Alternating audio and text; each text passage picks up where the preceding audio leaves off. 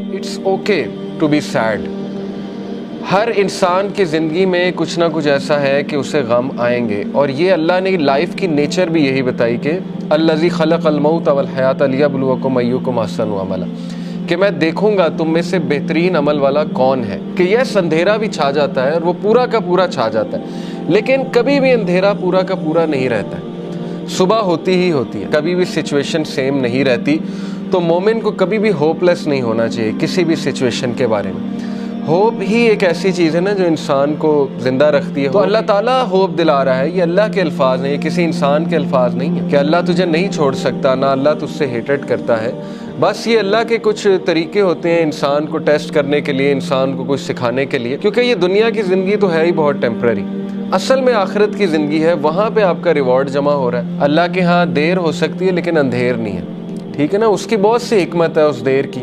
اللہ تعالیٰ پتہ نہیں آپ کو کیا ریمائنڈر دینا چاہ رہا ہے آپ سے، کیا آپ کو ٹھیک کرنا چاہ رہا ہے، آپ کے کون سے سکلز کو باہر لانا چاہ رہا ہے اللہ. کیا وہ ہی نہیں جانے گا جس نے تمہیں تخلیق کیا ہے؟ کیا اس کو ہی نہیں پتا کہ تم کس سچویشن میں ہو، تم کس غم میں ہو؟ اللہ سے ہوپ لگائیں گے نا تو ایمٹی ہینڈ نہیں آئیں گے. نو تو ہے ہی نہیں نا، ہوپ لیسنس تو ہے ہی نہیں اللہ کے ہاں.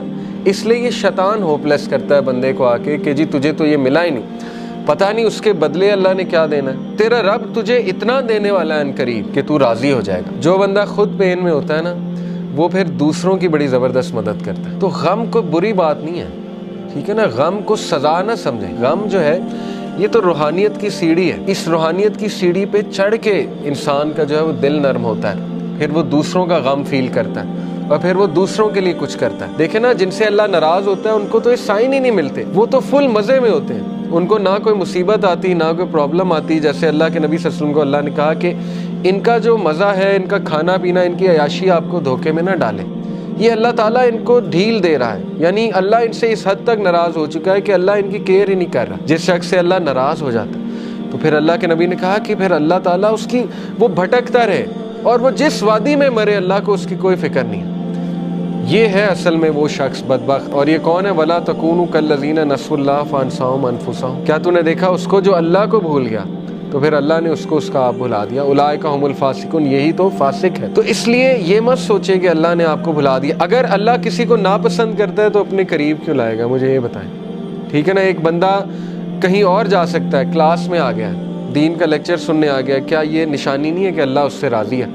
ورنہ تو اللہ تعالیٰ چاہتا اسے کہیں اور لے جاتا، اللہ اس کی کیئر چھوڑ دیتا. اگر ایک بندہ گناہ میں اور وہ دعا کیے جا رہا ہے اللہ سے کہ اللہ مجھے کسی طرح نکال دے اس سے، تو اللہ تعالیٰ اس کو شاید کوئی غم بھیج دے، کوئی ٹیسٹ اور ٹرائل میں ڈال دے اور وہ بندہ اللہ کے قریب آ جائے. اللہ سے امید لگانی ہے، انسانوں سے نہیں. بیچ میں کوئی پھر وہ شرک نہیں ہونا چاہیے، بیچ میں نہیں کوئی ہونا چاہیے اینٹی.